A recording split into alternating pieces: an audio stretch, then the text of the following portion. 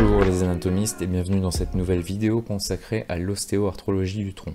Aujourd'hui nous allons étudier la deuxième vertèbre cervicale, qu'on appelle l'axis. Comme dans toutes les vertèbres, nous allons retrouver un processus épineux, des lames, un foramen vertébral, avec des facettes articulaires inférieures et supérieures, et un processus transverse. Le foramen transversaire est caractéristique des vertèbres cervicales. Ce qui est caractéristique de cette vertèbre, c'est l'apophyse odontoïde, que vous pouvez voir s'élever verticalement. Vous avez sur la face antérieure une facette pour l'articulation avec l'atlas, et sur la face postérieure, une facette pour l'articulation avec le ligament transverse. Voici notre rachis cervical.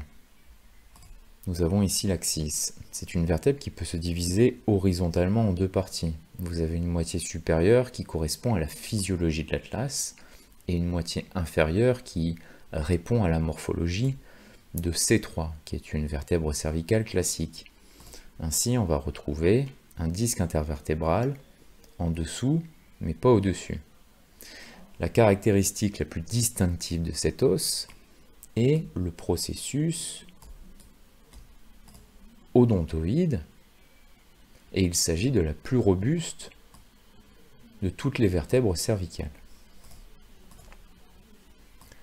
Comme vous pouvez le voir, le corps de la vertèbre est très haut, et la face supérieure de l'axis est la plus caractéristique.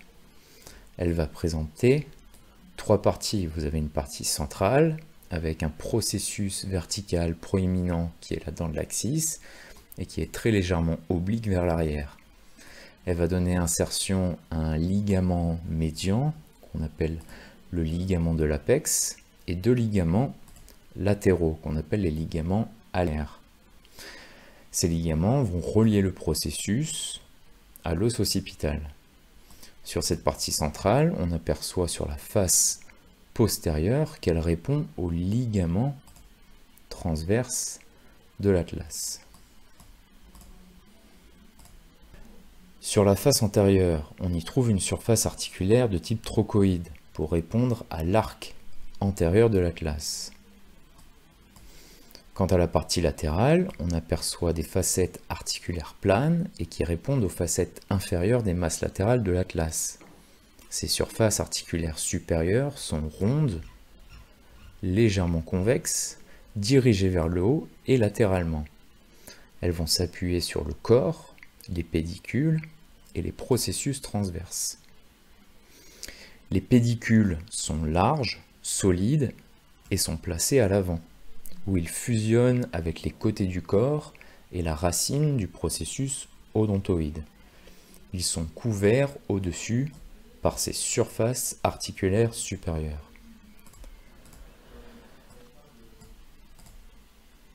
Quant à l'arc postérieur, le processus épineux est massif, triangulaire et bifide, comme les autres vertèbres cervicales. Il peut être facilement palpé. Par rapport au processus transverse, en général, ils sont unituberculeux. Là, on peut voir qu'il y a quand même deux petites épines. Et ils sont toujours percés d'un foramen transverse.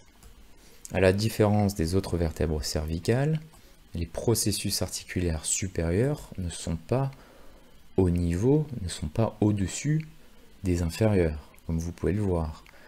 Elles ont migré sur le corps, de part et d'autre, de la dent de l'axis. Vous pouvez voir que les lames sont épaisses et solides. Les processus articulaires inférieurs sont similaires aux autres vertèbres cervicales.